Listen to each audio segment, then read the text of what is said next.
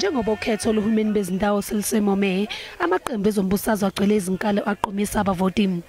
Amalungu kanye nebeseka iActionSA babuthane eNewtown eGoli becula amaculo omzabalazo eseka umholi wabo uHerman Mashaba. Leli qembu lingenele ukhetho emkhandleni yomasipala emithathu eGauteng. uMashaba yena uqaqele isikhundla sobumeya eGoli. Uthembise abantu bakuleli ukuthi iqembu lakhe lizoqeda ngokungena kuleli ngokungemthetho. Uthi iqembu lakhe angeke libekezelele inkohlakalo. Because transparency is the best cure for corruption, we'll appoint an NGO to observe all city tenders and mandated to report publicly on any form of wrongdoing, against which we will act decisively. uMashaba uthi uzobhekana ngqo nalabo abahlulekayo ukwenza umsebenzi. We will reward those who are committed to service with excellence.